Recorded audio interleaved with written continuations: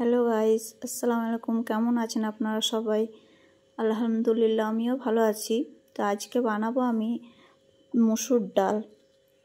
খুব কম সময়ে এটা হয়ে যায় ডালটা। তো এখানে আমি বানিয়ে নিয়েছি টমেটো, পেঁয়াজ, এখানে বানাচ্ছি রসুন কুচিয়ে নিয়েছি। তো আপনাদেরকে আমার ভিডিও কেমন লাগে আপনারা জানাবেন, অবশ্যই কমেন্ট করবেন আর বেশি বেশি করে শেয়ার করবেন।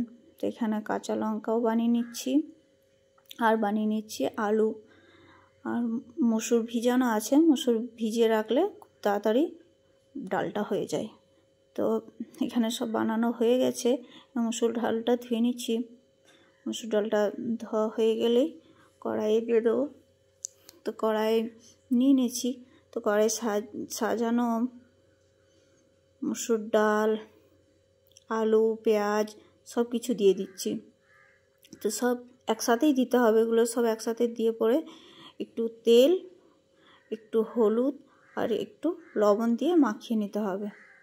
তো আমি এখানে হলুদ, নুন, লবণ দিয়ে মাখিয়ে নিচ্ছি। এরপর দিয়ে দেবো জল দিয়ে এটা হালকা আঁচে ফুটিয়ে নিতে হবে। তো এখানে জল দেওয়া হয়ে গেছে। এবার চাপিয়ে দেবো আমি ইন্ডাকশানে।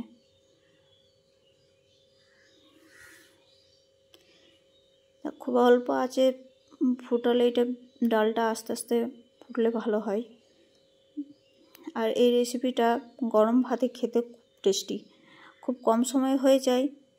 তাই বাড়িতে কিছু না থাকলে এই ডালটা অবশ্যই বানিয়ে খাবে একবার। তো তোমরা কোথা থেকে দেখছো আমার ভিডিও কমেন্ট করে জানাবে। ডালটা ফোটা হয়ে গেলে একটু ঘুটিয়ে নেবো। এখানে একটু ঘুটিয়ে নিচ্ছি। ঘুটিয়ে নেওয়ার পর আবার একটু ফুটিয়ে নেব।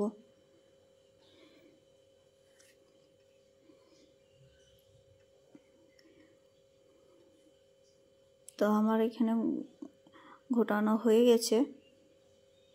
ঘোটানো হয়ে গেলে একটু জল দিয়ে একটু ফুটিয়ে নিতে হবে। তো আমি এখানে জল দিয়ে দিয়েছি, আপনারা পরিমাণ মতো জল দিয়ে দেবেন। এখানে আগে থেকেই নিয়ে নিয়েছি পেঁয়াজ, রসুন কুচি আর কাঁচা লঙ্কা। তো আমি এটা তেল গরম করে দিয়ে দিলাম রসুন কুচি, পেঁয়াজ কুচি, কাঁচা লঙ্কা ফোড়নের জন্য।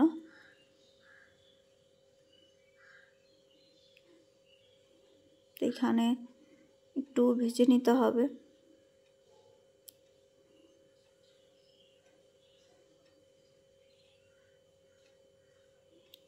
এখানে ভাজা হয়ে গেছে পেঁয়াজ, রসুন আর লঙ্কা। এনে দিয়ে দিলাম ডালের ওপরে। খুব অসাধারণ খেতে হয়েছিল। আপনারাও রান্না করবেন এভাবে। আসসালামু আলাইকুম।